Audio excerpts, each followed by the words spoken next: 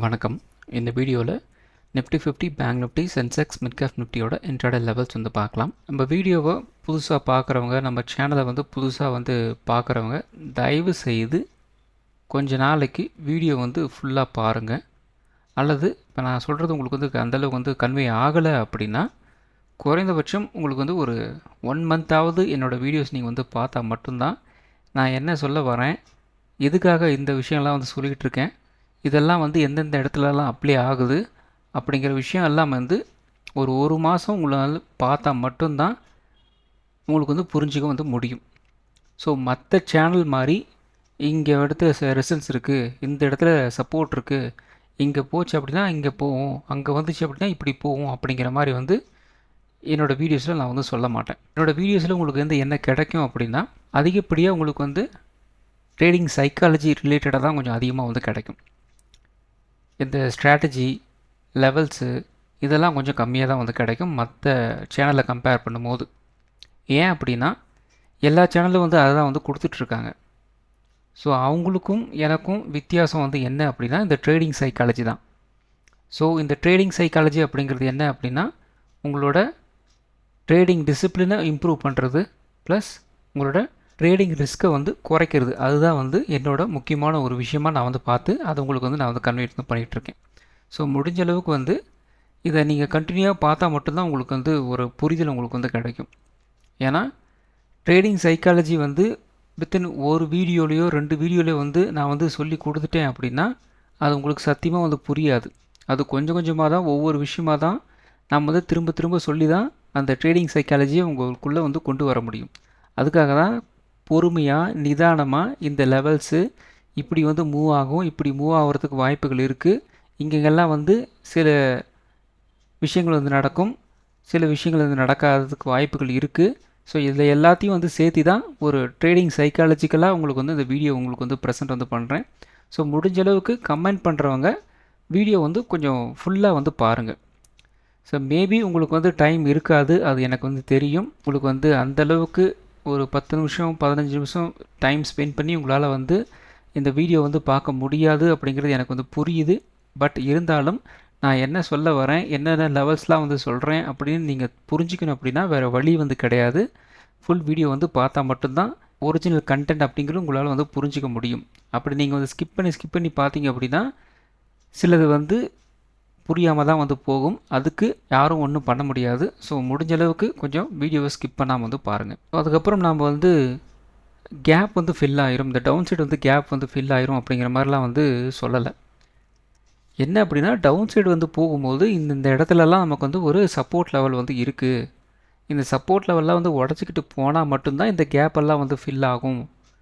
So ஆனால் அது வந்து ரொம்ப ரொம்ப ரேர் கேஸ் தான் அப்படிங்கிற மாதிரி தான் நான் வந்து சொல்லியிருந்தேன். நிஃப்டி 50யோட வீக்லி அனாலிசிஸும் சரி, இன்ட்ராடே அனாலிசிஸும் சரி, நான் அதை வந்து ரெண்டுமே வந்து மென்ஷன் வந்து பண்ணியிருந்தேன். எங்கேயுமே வந்து ஒரே நாளில் நமக்கு வந்து கேப் வந்து ஃபில் ஆயிரும் அப்படிங்கிற மாதிரி வந்து நான் வந்து சொல்லலை.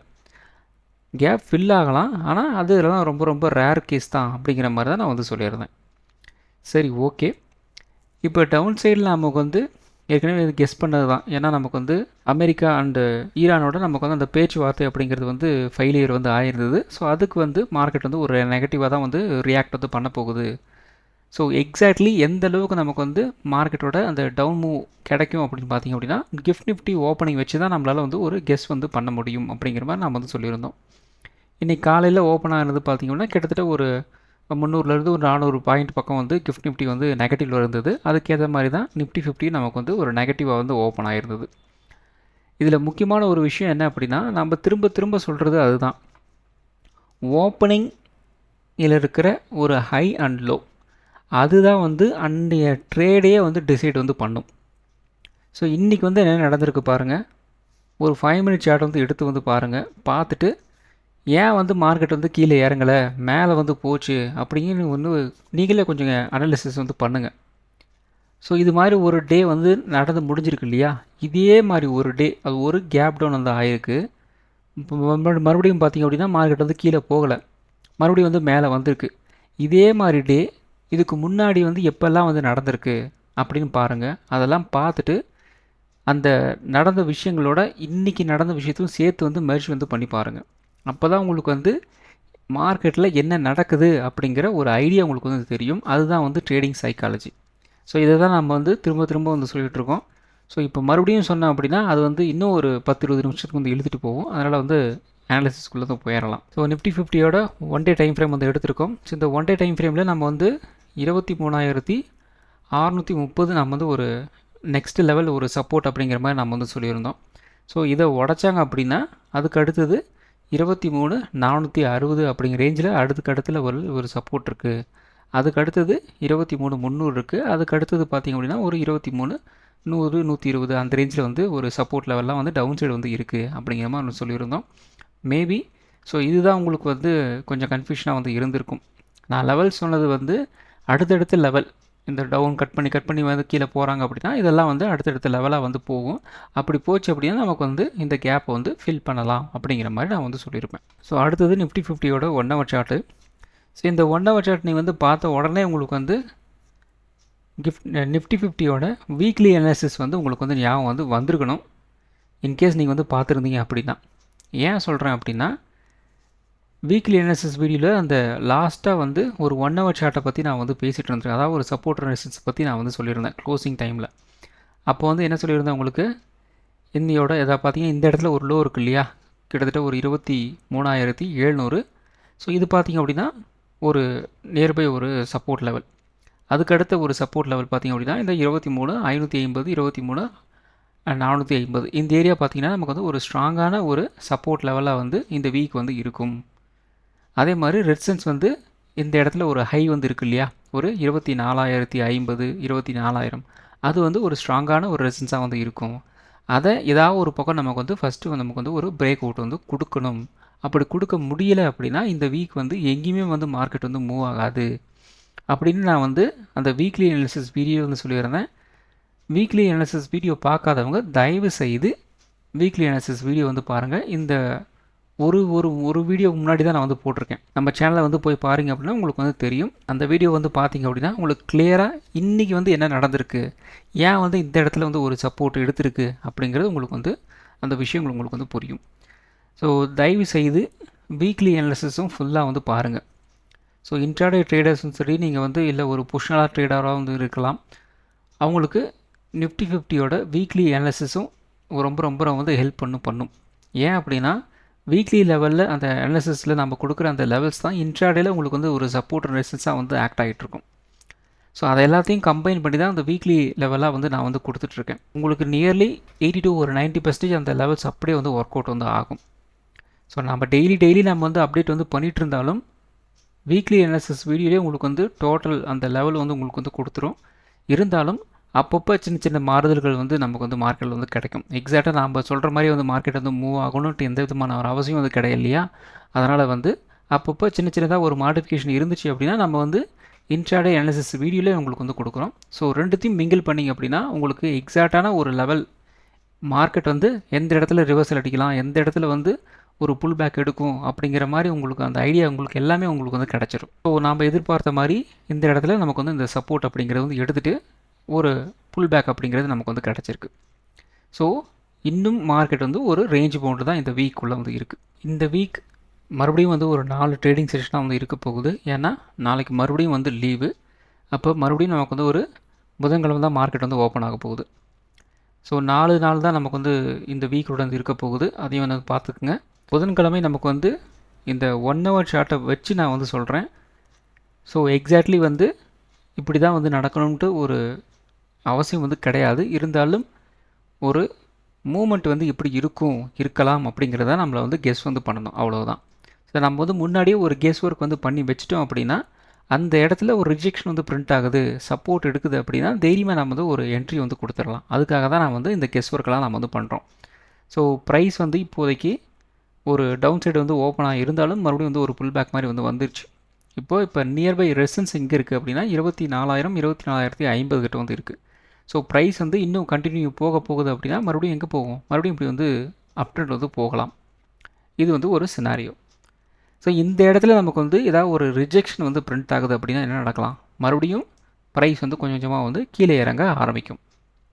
அப்போ நான் ஏற்கனவே அந்த வீக்லி அனாலிசிஸ் வீடியோவில் சொன்னேன் இல்லையா, அந்த ரேஞ்சுக்குள்ளே தான் மறுபடியும் வந்து மார்க்கெட் வந்து சுற்ற ஆரம்பிக்கும். அப்போ இந்த இடத்துல ஏதாவது ஒரு சப்போர்ட் வந்து எடுக்கிறாங்க, ஒரு ரிவர்சல் கேண்டில் வந்து பிரிண்ட் ஆகுது அப்படின்னா என்ன நடக்கும்? மறுபடியும் இப்படி வந்து கொஞ்சம் கொஞ்சமாக வந்து மேலே ஏற ஆரம்பிக்கும். அப்போ ஆட்டோமேட்டிக்காக நமக்கு வந்து இந்த 23,550 23,450 இந்த ஏரியா நமக்கு வந்து ஒரு சப்போர்ட்டாக வந்து மாறிடும். 24,000 24,050 ஒரு ரெசன்ஸாக வந்து மாறிடும். ஸோ இது வந்து மோஸ்ட்லி இப்படி நடக்கிறதுக்கு வாய்ப்புகள் இருக்குது. ரொம்ப ரேர் கேஸ், பை சான்ஸ் நமக்கு வந்து இந்த இடத்துல இந்த 24,050 ஒரு பிரேக் அவுட் வந்து கொடுக்குறாங்க, அல்லது ஒரு கேப் அப் வந்து போகுது, மறுபடியும் வந்து அப் ட்ரெண்ட் போகிற மாதிரி வந்து இருந்தால் மட்டும் மறுபடியும் எங்கே போகலாம்? ஒரு 24,300 நோக்கி வந்து மார்க்கெட் வந்து நகரலாம். ஏன்னா இந்த இடத்துல ஏற்கனவே வந்து இந்த 24,000 அப்படிங்கிறது ரொம்ப ரொம்ப ஃபுல் நம்பர். ஸோ அதை உடைக்கிறது ரொம்ப ரொம்ப கஷ்டமாக தான் வந்து இருக்கும். அதை உடைச்சா மட்டும்தான் ஃபர்தராக பற்றி நாம் வந்து யோசிக்க முடியும். அந்த 24,300 உடைச்சாங்க அப்படின்னா அதுக்கு அடுத்தது 24,500 அந்த ரேஞ்ச் வரைக்கும் வந்து மூவ் ஆகலாம். ஸோ ஸ்ட்ரைட்டாக வந்து இப்படியெல்லாம் வந்து போகும்னு நான் வந்து சொல்ல வரலை.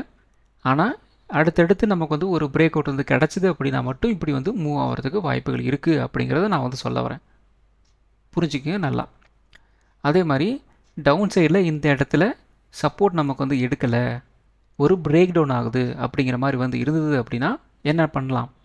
மறுபடியும் ப்ரைஸஸ் வந்து கீழே வந்து இறங்குறதுக்கு வாய்ப்புகள் இருக்குது. இந்த இடத்துல இருந்து கொஞ்சம் கொஞ்சமாக வந்து கீழே வந்து இறங்கலாம். ஸோ அப்படி இறங்குச்சு அப்படின்னா என்ன நடக்கலாம்? நமக்கு இந்த கேப்பை வந்து ஃபில் பண்ணுறதுக்கு ட்ரை வந்து பண்ணுவாங்க.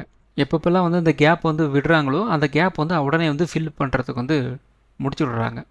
முன்னையாவது பார்த்திங்க அப்படின்னா இந்த கேப் ஃபில்லிங் அப்படிங்கிறது கொஞ்சம் டைம் வந்து எடுக்கும். ஆனால் இப்போ வந்து அப்படியெல்லாம் வந்து கிடையாது. உடனே நமக்கு வந்து அந்த கேப் வந்து ஃபில் வந்து பண்ணுறாங்க. ஒரு 2-3 நாள் கேப் தான் வந்து விடுறாங்க, மற்றபடி வந்து அந்த கேப்ஸ்லாம் வந்து ஃபில் வந்து பண்ணுறாங்க. அப்போது இந்த 23,450 வந்து உடைக்கிறாங்க அப்படின்னா இந்த கேப்பை வந்து ஃபில் பண்ணுறதுக்கு வாய்ப்புகள் இருக்குது. ஸோ இதை வந்து மைண்டில் வந்து வச்சுக்கோங்க. ஸோ அடுத்தது வந்து நிஃப்டி 50யோட 5 மினிட் சார்ட் வந்து எடுத்திருக்கோம். ஸோ இந்த 5 மினிட் சார்ட்டோட சார்ட் வந்து நம்ம வாட்ஸ்அப் சேனலில் வந்து போட்டிருந்தேன். வாட்ஸ்அப் சேனலோட லிங்க் வந்து சேனல் டிஸ்கிரிப்ஷன் வந்து பாருங்கள். அதில் வந்து வாட்ஸ்அப் சேனலோட லிங்க் வந்து இருக்கும். அதில் விருப்பப்படுறவங்க ஜாயின் வந்து பண்ணிக்கோங்க. ஸோ நம்ம காலையில் வந்து என்ன பண்ணியிருந்தோம்? இந்த இடத்துல ஒரு ட்ரெண்ட் டிசைடிங் ஃபேக்டராக வந்து 2 ஏரியாவை நான் வந்து கொடுத்துருந்தேன். ஸோ இந்த ப்ளூ லைன் ப்ளஸ் இந்த ரெட் லைன் அப்படிங்கிறது வந்து, இந்த ப்ளூ லைன் வந்து உங்களுக்கு வந்து ட்ரெண்ட் டிசைடிங் ஃபேக்டராக இருக்கும். இந்த ரெட் லைன் அப்படிங்கிறது வந்து ஒரு பஃபர் லைனாக வந்து இருக்கும் அப்படின்னு நாம் வந்து சொல்லியிருந்தோம். ஸோ இதை கீழே வந்து உடச்சாங்க அப்படின்னா மேபி இந்த ரேஞ்ச் வரைக்கும் வந்து கீழே இறங்கலாம். அதே மாதிரி இந்த இடத்துல வந்து ஒரு அப் ட்ரெண்ட் வந்து கண்டினியூ ஆச்சு அப்படின்னா குறைந்தபட்சம் இந்த ரேஞ்ச் வரைக்கும் வந்து மூவ் ஆகலாம் அப்படிங்கிற மாதிரி நாம் வந்து சொல்லியிருந்தோம். ஸோ மார்க்கெட்டில் நமக்கு வந்து என்ன நடந்திருக்கு இன்றைக்கி? இன்னையோட ஓப்பனிங் லோ இருக்கு இல்லையா, அதை வந்து டச் கூட வந்து பண்ணலை. லாஸ்ட்டாக நம்ம வாட்ஸ்அப் சேனலில் ஒரு அப்டேட் வந்து கொடுத்துருந்தேன். இன்னையோட ஃபஸ்ட்டு 5 மினிட்ஸ் கேண்டலோட சைஸ் பாருங்கள், 150 பாயிண்ட் பக்கம் வந்து கிட்ட வந்து இருக்குது. ஸோ இது வந்து ரொம்ப ரொம்ப முக்கியமான ஒரு கேண்டல். அந்த கேண்டலோட ஹை அண்ட் லோ ரொம்ப ரொம்ப முக்கியம். ஸோ அதோட அந்த ஒரு ஹை அண்ட் லோ அதாவது கட் பண்ணுறாங்க அப்படின்னா நல்ல மூவ் வந்து கிடைக்கிறதுக்கு வாய்ப்புகள் இருக்குது அப்படின்னு நான் உங்களுக்கு வந்து இன்ட்டாகவே வந்து கொடுத்துட்டேன். ப்ளஸ் உங்களுக்கு வந்து இந்த சார்ட்டையும் உங்களுக்கு வந்து கொடுத்துட்டேன். இதுக்கு மேலே நீங்கள் வந்து என்ன வந்து எதிர்பார்க்குறீங்க சொல்லுங்கள்? ஸோ ஆஸ் ஒரு ப்ரைஸ் ஆக்ஷன் தெரிஞ்ச ட்ரேடராக வந்து இருந்தாங்க அப்படின்னா ரொம்ப ரொம்ப ஈஸியாக உங்களுக்கு வந்து போயிடுச்சு. உங்களுக்கு வந்து இந்த இடத்துல இருந்து மார்க்கெட் வந்து ஒரு அப் ட்ரெண்ட் போகணும்னு சொல்லியாச்சு. இதை கட் பண்ணிட்டாங்க அப்படின்னா டவுன் ட்ரெண்ட் வர போகுது அப்படின்னு சொல்லியாச்சு. அதுக்கப்புறம் இந்த கேண்டலை பற்றியும் நான் வந்து ஒரு ஹிண்ட்டும் வந்து கொடுத்துட்டேன். இது வந்து ஒரு பிரேக் அவுட் வந்து கொடுத்தாங்க அப்படின்னா மார்க்கெட் வந்து ஒரு அப் ட்ரெண்ட் வந்து போகிறதுக்கு வாய்ப்புகள் இருக்குது அப்படிங்கிற ஹிண்ட்டும் வந்து கொடுத்துட்டேன். டேரெக்டாக நான் வந்து சொல்லலை, ஹிண்ட்டாக தான் வந்து கொடுத்துருந்தேன். அது புரிஞ்சிருந்துச்சு அப்படின்னா நீங்கள் வந்து ஒரு என்ட்ரி வந்து கொடுத்துருக்கலாம். அதுக்கப்புறம் நிறைய பேர் வந்து வால்யூம் வந்து என்னால் வந்து கெஸ் பண்ண முடியல அப்படின்னு சொல்கிறீங்க. ஒரு விஷயத்த நல்லா புரிஞ்சுக்குங்க. வால்யூம் கெஸ் பண்ண முடியல அப்படிங்கிறது என்ன அப்படின்னா, ஓப்பனிங்லேருந்து அந்த ஆன்கோயிங் நீங்கள் எப்போ செக் பண்ணுறீங்களோ அப்போ வரைக்குமே வால்யூம் வந்து ஓரளவுக்கு ஸ்டேபிளாக வந்து இருக்குது அப்படின்னாலே அந்த இடத்துல வால்யூம் இருக்குது அப்படிங்கிறதான் வந்து அர்த்தம். ஆனால் ஓப்பனிங்லேருந்து கொஞ்சம் கொஞ்சமாக வந்து வால்யூம் வந்து குறையக்கூடாது, அதுதான் வந்து நெகட்டிவ். நம்ம அதுதான் வந்து பார்க்கணும். ஸோ ஓப்பனிங்லேருந்தே வால்யூம் வந்து ஓரளவுக்கு வந்து மெயின்டைன் ஆகுது அப்படின்னாலே நீங்கள் வந்து சில விஷயங்கள் வந்து பண்ணலாம். ஸோ அது என்ன அப்படின்னு நீங்களே வந்து பார்த்துக்குங்க. ஓப்பனிங்லேருந்து கொஞ்சம் கொஞ்சமாக வந்து குறையுது அப்படி, அதே இல்லாமல் ப்ரைஸ் வந்து இன்க்ரீஸ் ஆகுது அப்படின்னா தான் நாம் வந்து கொஞ்சம் ஜாக்கிரதையாக வந்து இருக்கணும். இன்றைக்கி பார்த்திங்கன்னா ஓரளவுக்கு வால்யூம் வந்து ஸ்டேபிளாக தான் வந்து இருந்தது. ஸோ அதை நீங்கள் வந்து பார்த்துருந்தீங்க அப்படின்னாலே அழகாக வந்து ஒரு என்ட்ரி வந்து கொடுத்துருக்கலாம். 2 லெவல் சொல்லியிருந்தோம், அதில் அந்த லெவலில் இருந்து இந்த லெவல் வரைக்குமே வந்து ஒரு மூவ் உங்களுக்கு வந்து கிடச்சிருக்கு. இன்றைக்கி வந்து டோட்டலாக உங்களுக்கு வந்து ஹெல்ப்ஃபுல்லாக வந்து இருந்திருக்குன்னு நினைக்கிறேன். ஸோ அடுத்தது நிஃப்டி 50. ஸோ நிஃப்டி 50ல் நம்ம வந்து என்ன சொல்லியிருந்தோம் அப்படின்னா ஒரு 23,900 நமக்கு வந்து ஒரு சப்போர்ட்டுன்னு சொல்லியிருந்தோம். அது இன்றைக்கி வந்து என்ன நடந்திருக்கு, நல்ல ஒரு கேப் டவுன் வந்து ஆயிடுச்சு. இருந்தாலும் அந்த சப்போர்ட்டிட்ட வந்து ஒரு ரிஜெக்ஷன் வந்து பிரிண்ட் வந்து பண்ணியிருக்கிறாங்க பாருங்கள்.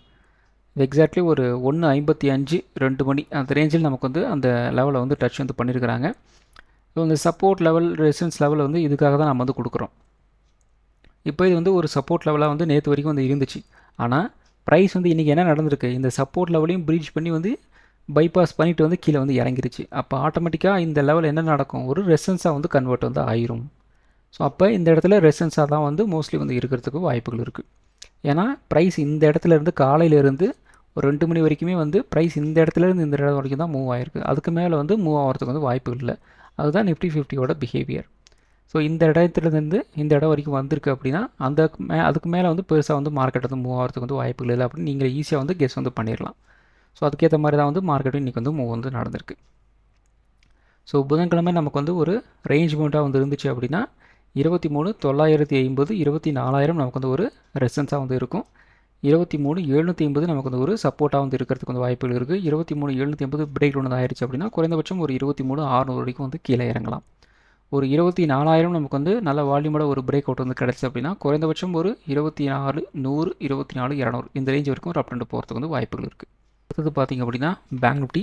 ஸோ பேங்க் நிஃப்டியும் பார்த்திங்க அப்படின்னா நிஃப்டி 50 மாதிரி தான் ஃபஸ்ட்டு ஒரு கேண்டில் உங்களுக்கு வந்து பெரிய கேண்டிலாகவே வந்து பிரிண்ட் ஆகிருக்கு.